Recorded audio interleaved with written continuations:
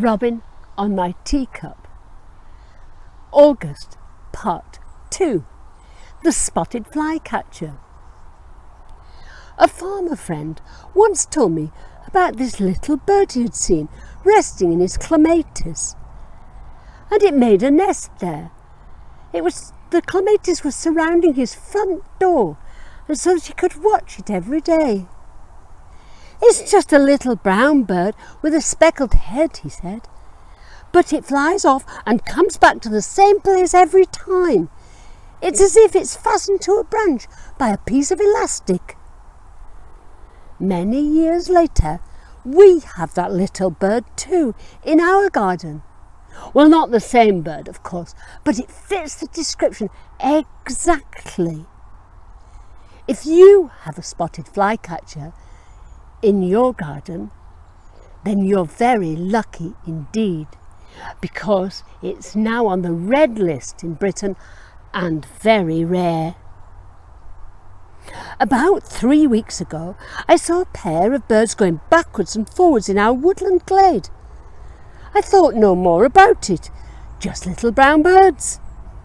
But then one day my husband heard a loud tack, tack, tack, and saw 2 little brown birds shouting and flapping their wings at a grey squirrel which was running up and down a silver birch tree, just like this one behind me. They were bombing the squirrel and making such a noise that eventually he gave up and went to a nearby yew tree. It took us ages to find the nest with our binoculars. It's about 10 feet off the ground, hidden against the tree trunk, in amongst ivy leaves.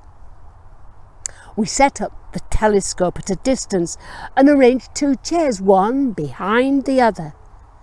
The person in the front seat has the premier view of the nest through the telescope on a tripod.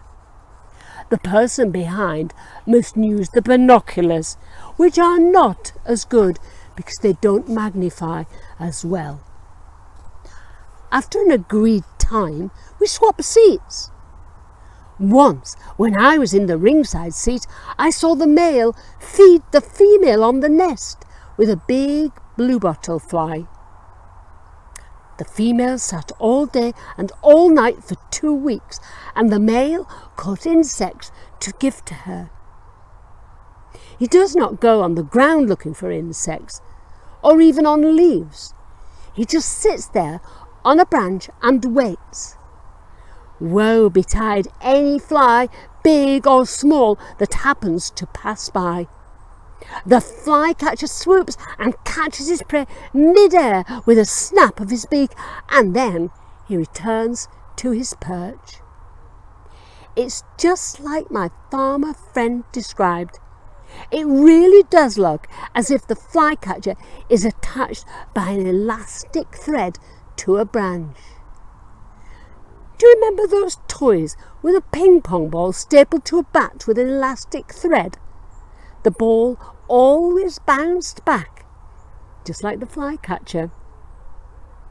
The eggs have hatched now, and both birds are feeding the babies. I can see the young stretch their scrawny necks and reach for a juicy fly. I saw a bird take a fecal sac out of the nest like a poo in a plastic bag. It was the mother, and I saw her swallow it. I hope she spat it out later. The fledglings must grow fast now because they need to get ready for their long journey. In 4 weeks they will fly to Africa, and if we are lucky, the imaginary elastic thread will pull them back here next year.